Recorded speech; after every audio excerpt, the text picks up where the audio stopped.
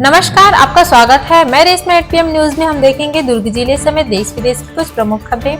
आइए शुरू करते हैं पहले दुर्ग जिले की खबरों से। छत्तीसगढ़ के पूर्व मुख्यमंत्री भूपेश बघेल द्वारा कथावाचक धीरेन्द्र शास्त्री को बीजेपी का एजेंट बताए जाने के बाद सियासी माहौल गरमाया हुआ है। इस बयान पर हनुमानगढ़ी अयोध्या के महंत राजू दास ने तीखी प्रतिक्रिया देते हुए भूपेश बघेल को रावण का दूसरा रूप करार दिया है। भिलाई में आयोजित हनुमान कथा में पहुंचे महंत राजू दास ने मंच से कहा कि भूपेश बघेल की भाषा, भाव और कार्यशैली सनातन संस्कृति के खिलाफ है। उन्होंने कहा कि भूपेश बघेल दावा करते हैं कि उनके परिवार में 5 संत हुए हैं, लेकिन रावण भी एक संत का पुत्र था। महंत के अनुसार ज्ञान और कुल नहीं, कर्म व्यक्ति की पहचान तय करते हैं। जिला साहू संघ भिलाई नगर के नए अध्यक्ष चंद्रभूषण साहू सहित उनकी टीम को प्रदेश साहू संघ के अध्यक्ष डॉक्टर धीरेन्द्र साहू ने आयोजित समारोह में शपथ दिलाई। इस दौरान मुख्य अतिथि उप मुख्यमंत्री अरुण साव ने कहा कि साहू समाज में अंतर जातीय विवाह की बढ़ती संख्या बहुत चिंताजनक है। हमारे बच्चों, युवाओं को अच्छा संस्कार देने की जरूरत है ताकि वे गलत दिशा में ना जाए। पूर्व गृह मंत्री ताम्रध्वज साहू ने यहाँ तक कहा कि यदि इसी रफ्तार में अंतर जातीय विवाह होता रहा तो आज से 30-40 वर्षों बाद ओरिजिनल साहू कितने बचेंगे। छत्तीसगढ़ के डिप्टी सीएम विजय शर्मा दुर्ग पहुंचे, जहां उन्होंने दिव्य हनुमान कथा में भाग लिया। कथा के दौरान मंच पर पंडित धीरेन्द्र कृष्ण शास्त्री से मुलाकात कर बालाजी की आरती की। इसके बाद विजय शर्मा ने सनातन संस्कृति, चार्टर्ड प्लेन विवाद और छत्तीसगढ़ से नक्सलवाद की समाप्ति को लेकर बड़ा बयान दिया। उन्होंने कहा कि धीरेन्द्र कृष्ण शास्त्री करोड़ों श्रद्धालुओं की आस्था का केंद्र है और उनका आगमन छत्तीसगढ़ की जनता के लिए सौभाग्य की बात है।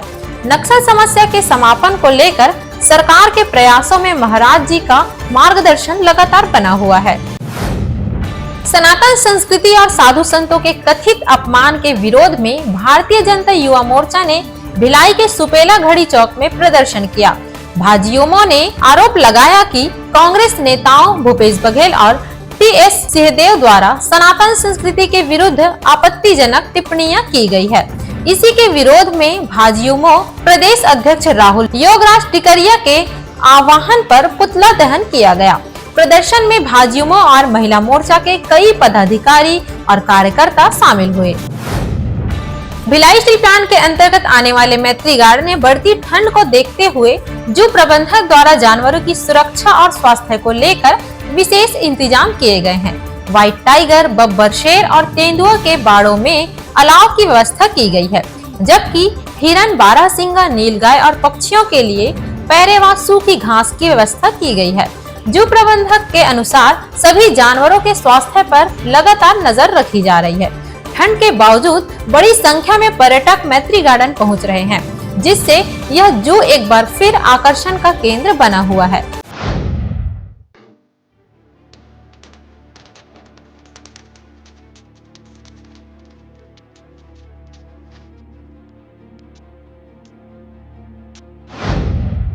अब नजर डालते हैं प्रदेश की खबरों पर। पंडित धीरेन्द्र शास्त्री के सरकारी प्लेन से छत्तीसगढ़ आने को लेकर सियासत गर्मा गई है। बिलासपुर पहुंचे पूर्व मुख्यमंत्री भूपेश बघेल ने पंडित धीरेन्द्र शास्त्री को ढोंगी बताया। उन्होंने कहा, गृह मंत्री विजय शर्मा उन्हें चाहे जैसे लाए, बाबा चंदा लेना बंद करे। प्रदीप मिश्रा पर तंज कसते हुए बघेल ने कहा, एक लोटा जल से समाधान संभव है तो चंदा क्यों। वहीं उप मुख्यमंत्री अरुण साव पर पलटवार करते हुए उन्होंने कहा कि क्या सनातन धर्म का ठेका लिया है, टेंडर कहां हुआ है बताएं। छत्तीसगढ़ में आज से कर्मचारी अधिकारी फेडरेशन का बड़ा आंदोलन शुरू हो गया है। प्रदेश भर के 54 विभागों के हजारों सरकारी कर्मचारी 29 से 31 दिसंबर तक काम बंद, कलम बंद हड़ताल पर हैं।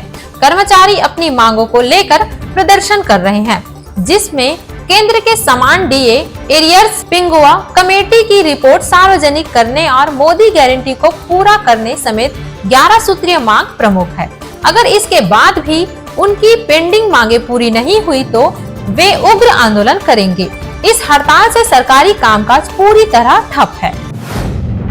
छत्तीसगढ़ छत्तीसगढ़ कैडर के आईपीएस अधिकारी जितेंद्र शुक्ला को केंद्र सरकार ने राष्ट्रीय सुरक्षा गार्ड में ग्रुप कमांडर के पद पर नियुक्त किया है। इस संबंध में केंद्रीय गृह मंत्रालय ने राज्य सरकार को पत्र भेजकर उन्हें तत्काल कार्य मुक्त करने का निर्देश दिया है। गृह मंत्रालय के पत्र के अनुसार 2013 बैच के आईपीएस अधिकारी जितेंद्र शुक्ला को केंद्रीय प्रतिनियुक्ति के तहत एनएसजी में एसपी स्तर के पद पर नियुक्त किया गया है। एनएसजी में उनकी नियुक्ति से न केवल छत्तीसगढ़ कैडर को गौरव मिला है, बल्कि देश की आंतरिक सुरक्षा व्यवस्था को भी मजबूती मिलने की उम्मीद जताई जा रही है। कोरबा के एसएस प्लाजा में सुबह भीषण आग लग गई है। घटना से इलाके में अफरा तफरी मच गई है। पद्मनी ज्वेलर्स, बालाजी स्टील सहित कई दुकानें आग की चपेट में आ गई। सूचना पर दमकल की 10 से अधिक गाड़ियां और 3 पानी टैंकर मौके पर पहुंची। घटना कोतवाली थाना क्षेत्र की है। आग इतनी भीषण थी कि 14 दमकल वाहनों और 3 पानी टैंकर की मदद ली जा चुकी है। मौके पर मौजूद अधिकारियों ने आग बुझाने में आ रही दिक्कतों को देखते हुए जेसीबी और हाइड्रा की मदद से आग की चपेट में आए दुकानों में प्रथम तल को तोड़े हैं। फिलहाल आग लगने का कारण स्पष्ट नहीं हो पाया है। 15वें वित्त आयोग वर्ष 2025-26 की मूलभूत राशि अब तक जारी नहीं होने से महासमुंद जिले के पंचायत प्रतिनिधियों में आक्रोश बढ़ता जा रहा है। सरपंच, जनपद सदस्य और जिला पंचायत सदस्य एकजुट होकर जनपद पंचायत परिसर में एकत्र हुए और रैली निकालते हुए जिला पंचायत सीईओ को ज्ञापन सौंपकर शीघ्र राशि आवंटन का प्रस्ताव शासन को भेजने की मांग की। प्रतिनिधियों का कहना है कि राशि नहीं मिलने से पंचायतों में साफ सफाई, पेयजल, स्ट्रीट लाइट, मरम्मत कार्य और अन्य मूलभूत सेवाएं पूरी तरह प्रभावित हो रही है। इससे पंचायती राज संस्थाओं की कार्य क्षमता पर भी प्रतिकूल असर पड़ रहा है।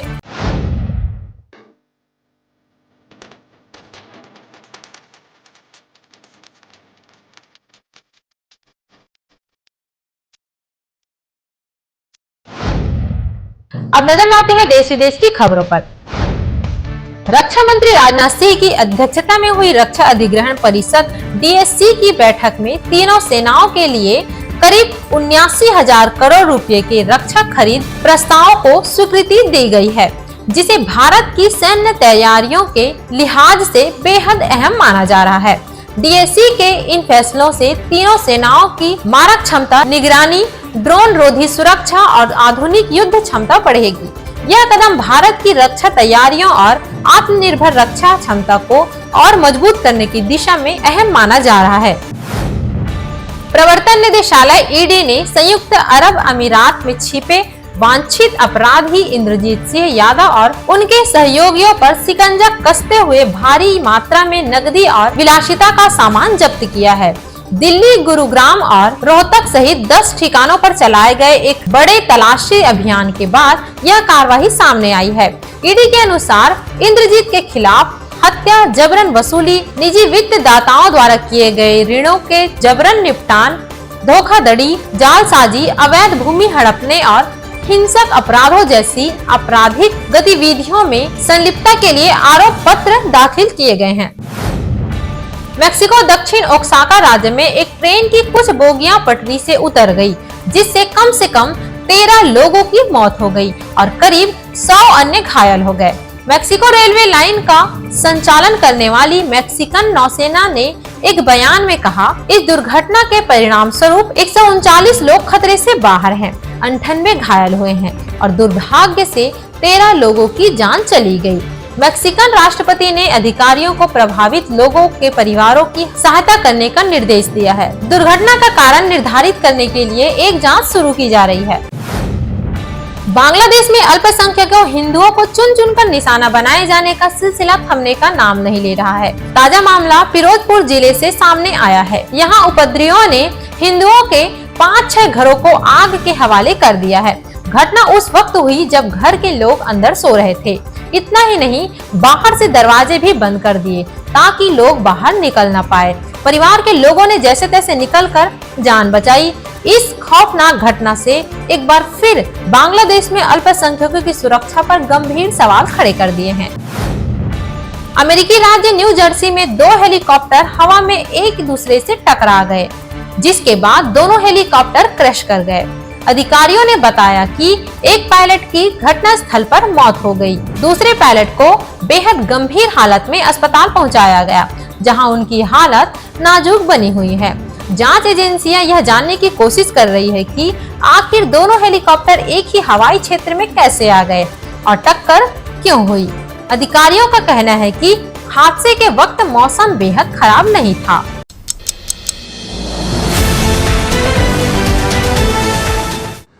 This program is sponsored by SR Hospital and Research Center.